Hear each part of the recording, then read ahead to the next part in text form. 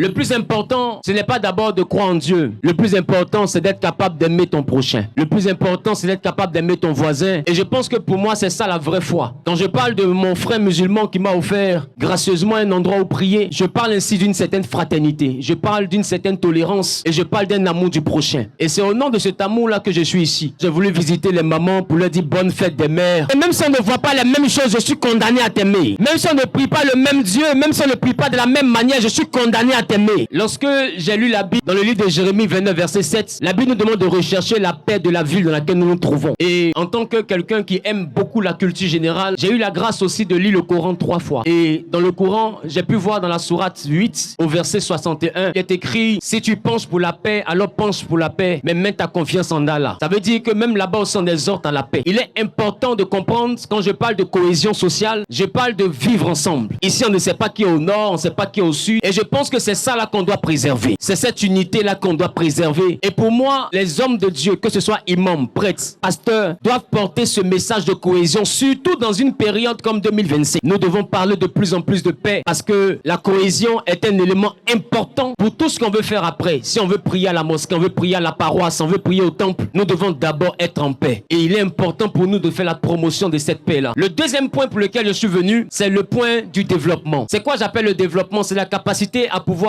nous-mêmes entreprendre. Et pour ceux qui ont l'habitude de me suivre, à un moment donné, je faisais Papa Vanité. Et quand je faisais Papa Vanité, d'aucuns pensaient que c'était pour présenter peut-être que Dieu m'a donné l'argent. Moi, je ne me rappelle pas avoir eu beaucoup d'argent. Mais je sais une chose, la vraie richesse, ce n'est pas ce qu'on a. La vraie richesse, c'est le bonheur qu'on donne autour de nous. C'est pourquoi j'ai préféré être riche en donnant la joie aux autres. Et pour moi, c'est ça la vraie richesse. Mon père disait, c'est l'argent qui meurt à la place de l'homme. Parce que peu importe ton argent, il n'y a aucun pied de banque qui peut soulever ton cercueil. Et puis, tu peux être milliardaire, mais c'est pas milliardaire qui a te soigné à l'hôpital. Tu peux être milliardaire, mais c'est pas milliardaire qui a te lavé à la morgue. C'est pour te dire que l'argent, c'est bon, mais l'homme n'est rien sans l'homme. À la fin de toute chose, l'être humain a plus de valeur que l'argent en question. Il est question de pouvoir aider, sinon de pouvoir encourager une maman à faire du commerce. Il est question de pouvoir encourager un frère à pouvoir chercher à quitter l'oisiveté, rester à la maison, à ne rien faire. Et puis peut-être avoir un permis, avoir une petite activité, avoir quelque chose. Et pourquoi pas pouvoir aider la famille et puis rendre maman fière. Voici la raison pour laquelle je suis ici. Mais je ne suis pas seulement ici à Yopougon. Je serai aussi à Bobo. Je serai aussi à Koumassi. Parce que j'ai pris sur moi de pouvoir mener cette action en vue réellement d'encourager non seulement le vivre ensemble, mais au-delà du vivre ensemble, encourager la capacité à entreprendre. Ce que j'ai décidé de commencer, je vais le terminer. Et je vais travailler, donner de mon temps, de mon argent, de mon énergie pour que les hommes puissent s'aimer entre eux et que peu importe ce qui peut se passer, il faut qu'on trouve une solution à l'amiable. Il faut qu'on trouve la prière. Il faut qu'on se réfère à Dieu et qu'on se rappelle qu'on a trop souffert dans ce pays. On n'a plus envie de désordre. On n'a plus envie de voir des gens brûlés. On n'a plus envie de voir les quartiers se battre entre eux. On n'a plus envie de voir les femmes être violées. Aujourd'hui, quand on dit élection, les gens ont peur. Alors nous, hommes de Dieu, on a décidé de pouvoir se mettre ensemble pour parler de paix, pour parler de cohésion et pour parler aussi d'entreprise, pour parler d'entraide.